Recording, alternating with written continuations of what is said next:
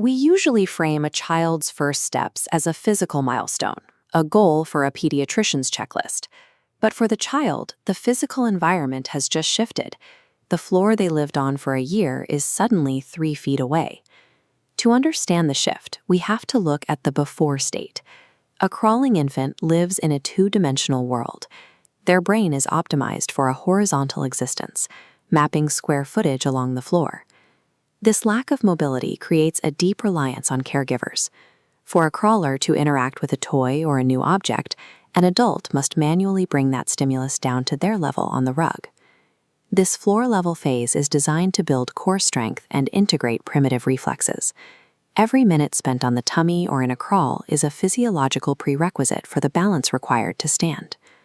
Because the crawler's worldview is flat and physically constrained, their cognitive experience is passive. They exist inside a safe space dictated entirely by where an adult places them. Between 12 and 18 months, that constraint breaks. The child pulls themselves upright and for the first time balances without support. This is the dimension shift.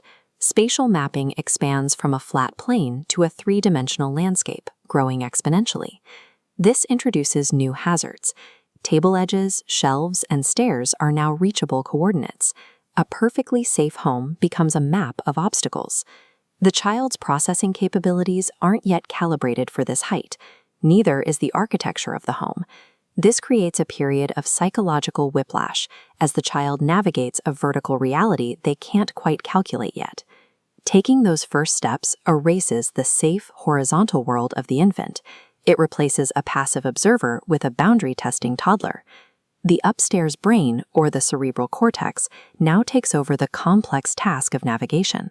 It must manage balance and propulsion while simultaneously processing a flood of new visual data from a higher vantage point. From an evolutionary perspective, the greatest benefit of walking is not speed. It is the fact that the hands are now permanently free. Free hands trigger a surge in fine motor coordination. Toddlers begin to manipulate their environment while in motion, dragging pull toys behind them or carrying multiple objects from one room to another. This simultaneous movement and manipulation correlates with advanced cognitive problem-solving. We see it when a child attempts to twist a doorknob or learns to use a cup for its intended purpose. Walking provides the brain with the mechanical tools it needs to actively alter the world, rather than merely observing it. The ability to walk away from a caregiver introduces a specific psychological revelation. The child can see, through physical distance, that they are a separate entity. Physical autonomy acts as a catalyst for psychological autonomy.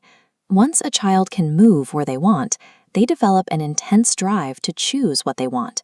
This leads to the behavioral friction familiar to every parent, the onset of defiance and the repeated use of the word no. This defiance is a form of cognitive testing. The toddler's brain is running experiments to find the outer limits of its new agency. When a toddler walks away from a parent, they are practicing the earliest manifestation of an individual identity. While the drive to explore is peaking, the brain's executive function is still in its infancy. This is the center responsible for risk assessment and tracking consequences. This chart shows the developmental gap. The drive to explore climbs sharply as the child gains mobility, while the capacity for risk assessment stays flat. The child can reach the stairs, but they cannot calculate the danger. The instinctual response to this gap is constant restriction, using the word no to keep the child safe. But this creates a negative cycle of psychological friction. Environmental design offers a different approach. True baby-proofing is about removing the hazards so that the child can explore without hearing no. Adapting the space removes that friction. It allows the child to build cognitive confidence through autonomous exploration. Even with a safe space, a toddler requires a safe home base. They use the caregiver as a stationary emotional anchor while they navigate the three-dimensional room. You can watch this tether in real time. A child will walk away, stop, and look back to confirm the parent is there before continuing. This is a serve and return interaction.